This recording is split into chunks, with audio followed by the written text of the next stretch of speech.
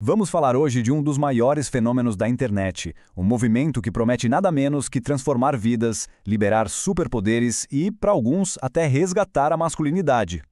Mas por trás de uma promessa tão grande, o que é real e o que é perigoso de verdade? Essa é a pergunta de US$ 1 milhão, né? E é exatamente isso que a gente vai investigar aqui. Separar os benefícios que podem ser genuínos dos exageros que beiram o perigoso. Vamos ver o que a ciência, a psicologia e quem pratica têm a dizer sobre o NoFap. Bom, para começar, vamos entender a base de tudo. De onde que veio essa ideia e o que ela realmente promete para quem decide entrar nessa jornada. Na sua essência, a história do NoFap é bem simples. Começou lá nos fóruns da internet, sabe, como um desafio pessoal. A premissa era básica: cortar o consumo de pornografia e a masturbação por um tempo, para teoricamente dar um reset no cérebro e pegar as rédeas da situação de novo. E quem entra nessa geralmente está procurando coisas bem específicas. Alguns só querem mais energia para o dia a dia, mais foco, mas outros vão mais fundo. Eles buscam essa ideia de transmutar a energia sexual. É um conceito antigo de canalizar toda essa potência para outras áreas da vida, para grandes projetos, para a carreira. E é agora que a conversa fica, digamos, interessante. Porque a comunidade do NoFap é lotada de relatos de transformações que parecem quase um milagre. São os famosos superpoderes. E olha, os relatos são impressionantes. As pessoas falam de tudo. Uma energia que não acaba mais, produtividade que explode, uma autoconfiança que parece até magnética. A metáfora que mais usam é poderosa. A sensação de ser um Neo, do filme Matrix, sabe? Enxergando o mundo com uma clareza totalmente nova, com tudo sob controle.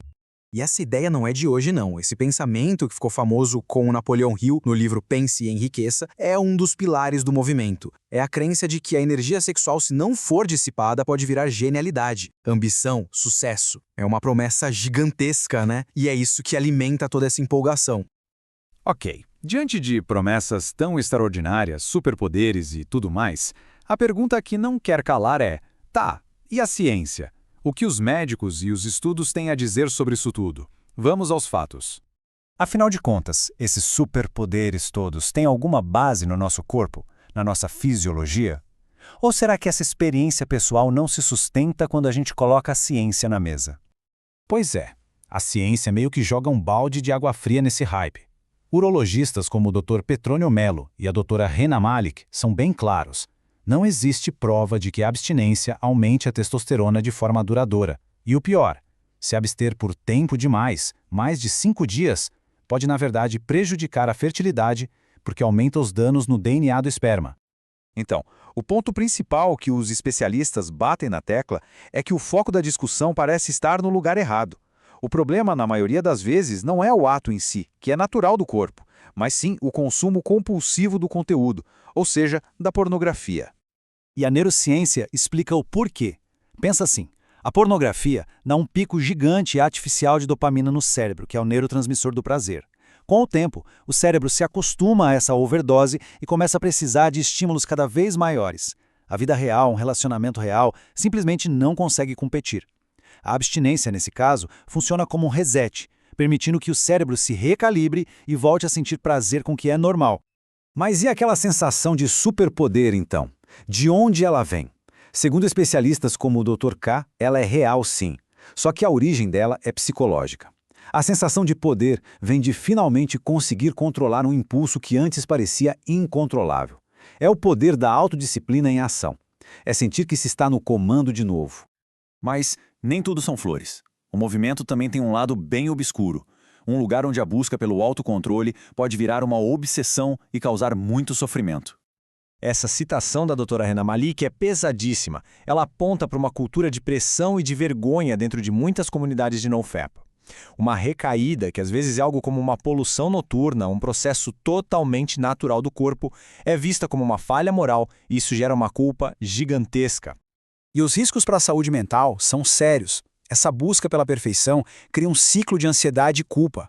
Tentar controlar o corpo na marra pode até gerar problemas físicos. E acreditar que só abstinência vai ser a pílula mágica para resolver todos os problemas da vida? Bom, isso é uma receita para frustração. E aí a gente entra num paradoxo muito perigoso que o Dr. K também explica. Tentar resistir a um vício só na força bruta e falhar ensina ao cérebro uma lição terrível. Ele aprende a se punir com mais força na próxima vez, o que torna a compulsão ainda mais intensa. Ou seja, o ciclo do vício fica mais forte, não mais fraco. Certo. Então, com tantos extremos, promessas de um lado e riscos do outro, qual é a conclusão?